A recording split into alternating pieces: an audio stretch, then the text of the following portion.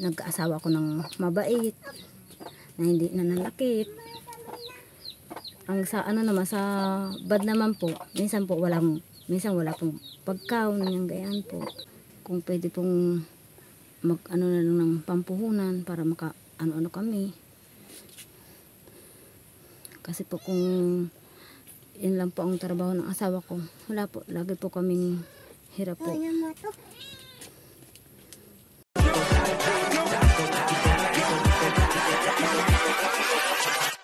Hold up.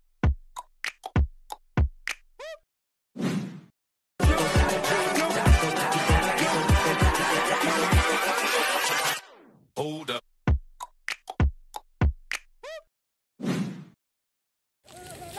Isang mapagpalang araw mga kaibigan, mga kababayan. Ayan, mayroon tayong pupuntahan na isang pamilya. At ito na naman tayo, naglalakad na naman tayo ng medyo malayo-layo. Ayan, kung makikita ninyo mga kaibigan, mga kababayan, yung nilalakad natin. Ayan. Puro halos kakahuyan. O, di ba?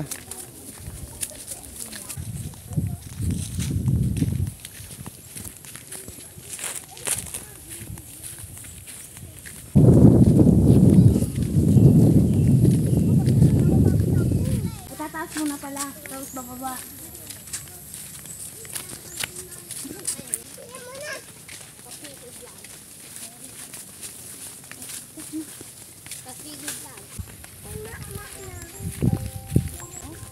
Babae, tato man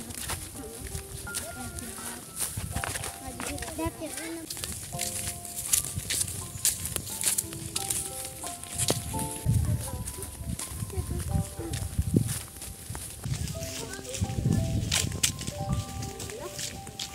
Ay no. Nagpapangain sa pababa, tapos pababa ka pa. Pababa ka pa.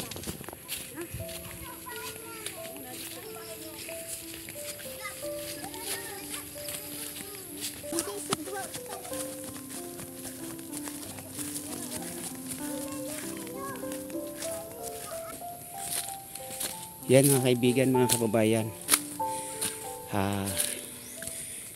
Masukal na. Bundok na talaga. Bundok na. Yan. Nasa bukirin na tayo. Yan. Makarating na tayo sa housing niya, Bandi. Ay, ingol.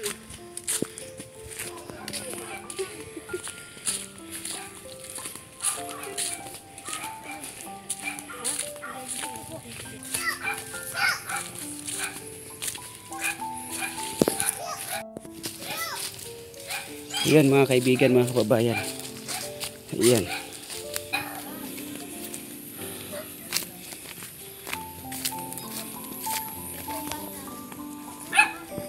May sili. Yan. Din, ganda ng pananim nila rito. Yan. Yung likod nila. Yan. So anong oras na siguro to? Kaya ito yung manok, oh. Naka ano na, nagre-ready na sila para matulog. Ayan yung bahay nila, no.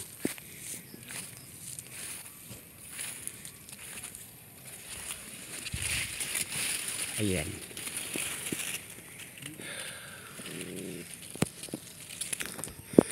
So yun mga kaibigan, mga kababayan, ayan, nandito tayo sa bahay na to. Ate, kumusta ate? Anong pangalan nyo ate? Evangeline po. Evangeline. Ilang taong ka na ate? 42 po. 42. Si kuya? 32. Anong pangalan mo ate? Ryan. Ay kuya? Ryan po. Ryan. Si kuya Ryan, ilang taon na po? 32 po. 32. Sa inyong bahay to ate at kuya? Sa bahay, sa amin, kaso po, nakikitira lang po kami. Ah, okay. So yung bahay inyo, yung lupa hindi inyo. Ayan.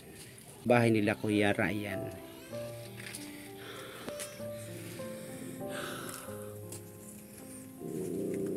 Ayan. So, Ate Evangeline, sino po ang nakapagturo sa inyo na ako po ay naghahanap ng mga katulad ninyo, ate? May nagturo lang po sa amin. May nagturo lang sa inyo. Opo. Okay. Ilan yung anak nyo, ate? Dalawa lang po yan dito. Dalawa dito. So, ibig sabihin, meron pa kayong ibang anak. Meron po.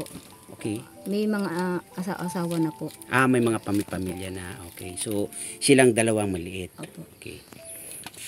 So, kuya, anong trabaho, kuya? Sa tubigan lang po. Palayan. Minsan, Farmer. hindi, minsan nag-aani, ang aalokin lang baga. On call. Pag mayroong ipapaani o papagawa doon sa palayan, tatawagin ka. Ano yun, kuya? Araw-araw naman po. Bihira lang. Bihira Sa lang. isang linggo ay 2 beses lang. Sa isang linggo, 2 beses. Magkano naman po yung sinasahod, kuya? Kaya ang araw ko ay 300. Ang araw, 300. O kung sa 2 times a week, so 600 a week. Buti, kuya, napapagkasya sa pamilya. Binabudget-budget lang. Wala eh. Si ate, anong trabaho, ate? Wala po, dito lang po sa bahay. Dito lang sa bahay. Okay. So, sa palagay mo, ate, yung kinikita ni kuya, na tama naman po ba sa inyong pamilya? Minsan po, hindi po. Kasi po, minsan kulang po. Ano yung kulang?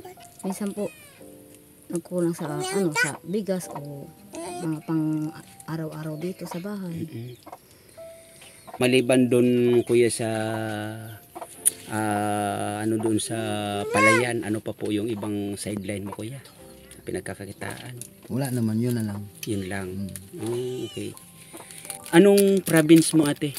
Batangas po. Batangginya ka. Opo. Saan kayo nakakilala ni Kuya Ryan? Sa Pasig lang po. Sa Pasig. Dating nagtatrabaho ka rin pala sa Maynila. So si Kuya Ryan, taga dito talaga? Taga dito. Taga Bicol ka talaga, kuya. Okay. Si ate, saan yung province mo, ate? Batangas po. Batangas talaga. Okay, so wala kang na province kundi Batangginya talaga.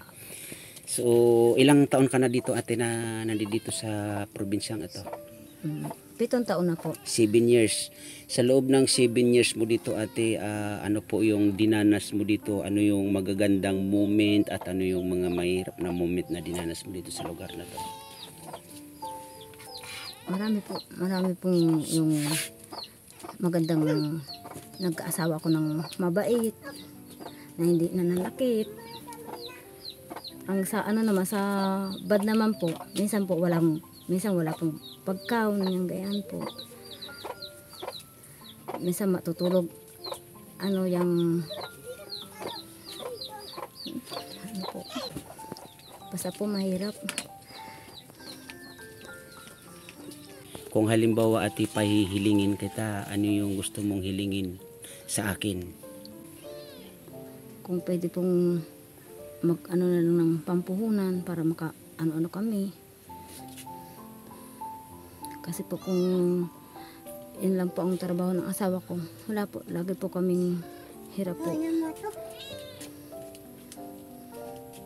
Anong klaseng puhunan yun, ate, at para sa ano? Para saan yung pwedeng puhunan yun o maging kapital? Para saan? Ano yung pwedeng yung pagumpisahan?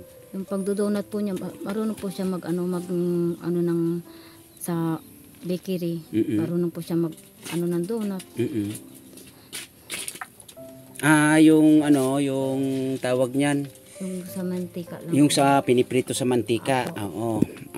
Ano yun, bibilihin doon harina, asukal, tsaka mantika siguro, no? Opo, yung margarine. O yung Yes. margarine, o yung yung pangpatubo sa kanya, no? So matanong ko lang, kuya, mayroon kayong kuryente dito? Wala po. Wala talaga kayong kuryente o kasi medyo malayo talagang lugar na to, no? Malayo. Malayo na doon sa kabayanan. Ilang taon na kayo naninirahan dito? Nasa 6 taon. 6 na taon. So matagal-tagal na, no? Hindi pa inaabot talaga ng kuryente dito, no? Okay. So, ate, kuya, mayroon akong konting regalo sa inyo, no? So yun, ate, ito pagdamutan mo to, ate. At ito po ay pinaghahati-hati din natin para marami po tayong mapagbigyan ng mga katulad nating pamilya, no? At yan po ay galing kay Ma'am Lani Wonder Woman ng Canada. At pinaghahati-hati po natin yan para marami tayong mapagbigyan. At ano, ate? Ano masasabi mo, ate? Marami pong salamat sa bigay nyo. Marami pang ano man lang po kami. Sige ate, ano po yung pwede mong maikwento para sa inyo, para sa inyong pamilya? Ang hirap po ng dito po, hindi naman po sa pag-ano. Wala kaming CR, wala kaming ano po, wala kaming ilaw. Tiis lang po kaming minsan nangangahoy, walang kahoy. Nangangahoy lang po kami. Ang hirap po talaga ng buhay din eh. Sa'yo kuya, baka mayroon ka maikukwento kuya. Sabi ko lang sana kahit papaano magka-asinso din sa buhay na ganito ang buhay na kahirap. Kasi kahit papaano ako nag-ano din sa pamilya ko na isang kahig isang tuka. Sana makahango man sa kahirapan sa ngayon. Yun lang ang sa akin na masasabi na. Sa pamilya mo kuya, ano yung plano mo sa ngayon? Ano yung gusto mong maabot ng lalong-lalo na ng mga anak mo kuya? Masasabi ko sa kanila, gusto ko makapagtapos man lang silang pag-aaral. Tapos walang magkasakit na kasi wala na nga. Tapos may nararamdaman pa. Yun ang sa pamilya. Mahal ko sila. Sana po hindi sila magkasakit na ganito lang ang buhay namin kahit mahirap.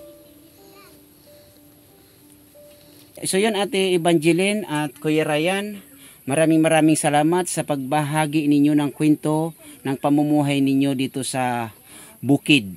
So ate and kuya, maraming salamat again. And thank you mga kaibigan, mga kababayan, maraming salamat sa inyong panonood. And thank you, bye-bye. Yun mga kaibigan, mga kababayan, ayan na, pauwi na kami. Ayan yung mga guide natin dito mga kabataan. Ayan.